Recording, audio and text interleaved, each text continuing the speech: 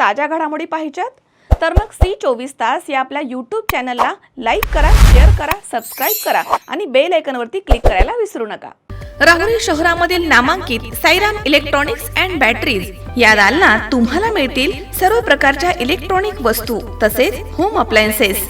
साईराम इलेक्ट्रॉनिक्सचं नातं आहे खास, प्रत्येक घरात गुणवत्तेचा विश्वास। उन्हाळ्यामध्ये थंड कूल करण्यासाठी AC, fridge, cooler, deep fridge यांची भव्य अशी रेंज। साईराम इलेक्ट्रॉनिक्स खरेदी विक्री संघ, नगर मनमाड रोड, राहुरी। तेव्हा आजच साईराम इलेक्ट्रॉनिक्स या दालनाला भेट द्या आणि आनंदाची सुरुवात करा। Sairam hospital test tube baby centre. मी डॉक्टर स्वप्नील माने, स्त्रीरोग, वंध्यत्व व दुर्बीणद्वारे शस्त्रक्रिया तज्ञ। आमच्याकडे दुर्बीणद्वारे शस्त्रक्रियेसाठी लागणारे सर्व अत्याधुनिक उपकरणं अवेलेबल आहेत। त्यामध्ये 3D 4D कॅमेरा, तसेच रुग्णांना 10 ते 20 ml रक्तस्राव होतो। पेशंटला खूप आरामदायी ऑपरेशन होतं। सूक्ष्म आजार बाहेर काढले जातात। 10 पटीने पेशंटच्या अवयवांचं निराकरण करता येतं आणि आजाराचं उच्चाटन केलं जातं। साईराम हॉस्पिटल, लॅप्रोस्कोपिक सेंटर आणि test baby centre, court area, Bhagyashree हॉटेलच्या पाठीमागे, राहुरी। पाठदुखी, कंबरदुखी, खांदादुखी, सांधेदुखी तसंच मणक्याच्या आणि पॅरालिसिस आजारांपासून डॉक्टरकडे जाऊन वैतागले आहात का? तर आहे ना राहुरीमध्ये आयुर्वेदिक खात्रीशीर उपचार।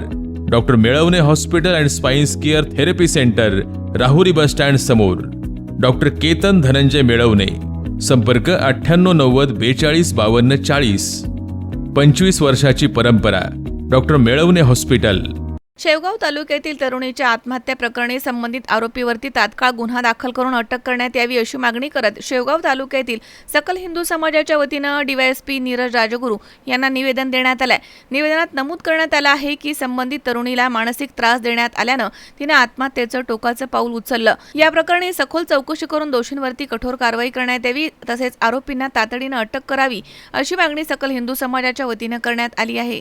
यावेळी 2 दिवसांच्या आत आरोपींना अटक झाली नाही तर शेवगाव तालुक्यातील समस्त सकल हिंदू समाजाच्या वतीनं मोठा महामोर्चा काढण्यात येईल असा इशारा देखील निवेदनामधून देण्यात आलाय। पोलीस प्रशासनानं या प्रकरणाची गांभीर्याने दखल घेऊन त्वरित कारवाई करावी आणि पीडित कुटुंबाला न्याय मिळवून द्यावा अशी मागणी निवेदनाद्वारे करण्यात आली आहे। तर यावेळी सकल हिंदू समाजाचे कार्यकर्ते मोठ्या संख्येनं या ठिकाणी हजर होते। तर आज आमच्या शेवगाव शहरावरती एक दुःखाची आभाळ या ठिकाणी कोसळलेलं आहे।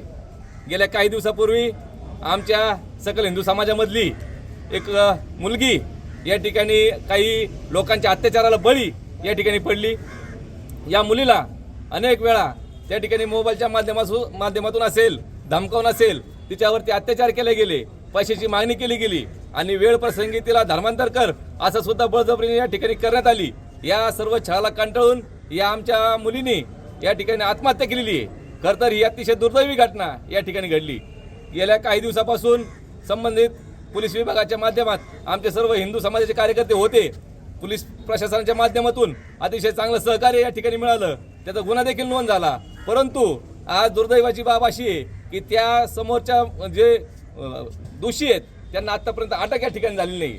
खरं तर त्या दोषींना अटक व्हावी, त्यांच्यावरती कठोरात कठोर कारवाई या ठिकाणी झाली पाहिजे आणि फक्त कारवाई न होता त्यांच्यावरती मनुष्यवधाचा गुन्हा दाखल होऊन 302 सारखे कलम त्यांच्यावरती लागले पाहिजे अशा या मागणी करता आज शेवगाव शहरातील सकल हिंदू समाज या ठिकाणी गोळा झालेला आहे। आज पोलीस प्रशासनाला आम्ही सर्व सकल हिंदू समाजाच्या वतीने हात जोडून विनंती करतो की येत्या 2 दिवसात जर त्या दोषींना अटक झाली नाही, त्यांच्यावरती कारवाई झाली नाही तर सोमवारी या ठिकाणी हिंदू जन आक्रोश मोर्चा या पोलीस प्रशासनाच्या विरोधामध्ये पोलीस स्टेशनवर येऊन आदळल्याशिवाय राहणार नाही। यासाठी महाराष्ट्रातील हिंदुत्ववादी जे कार्यकर्ते आहे त्यामध्ये संग्रामभाई जगताप असेल, सागरभाई बेग असतील, या ठिकाणी गोपराजजी पडळकर असतील, मंत्री निलेशजी राणे असतील, यांच्या माध्यमातून यांच्या सहकार्याने खरं तर हा मोर्चा या पोलीस प्रशासनाच्या विरोधात या ठिकाणी येईल आणि त्याची भविष्यामध्ये जो काही पोलीस प्रशासन विभाग या ठिकाणी जे सहकार्य करणार नाही त्यांच्यावरती देखील कारवाई करण्याची मागणी शेवगावकरांच्या वतीने राहणार आहे। पोलीस आमची लेख या जिहाद्याच्या त्रासाला कंटाळून तिने आपलं जीवन या ठिकाणी संपवलं। या पीडित कुटुंबियाला गेल्या 12-13 दिवसापासून या सगळ्या गोष्टीचा या ठिकाणी पाठपुरावा चालू असताना काल या ठिकाणी पोलीस प्रशासनाने या ठिकाणी गुन्हा दाखल केला।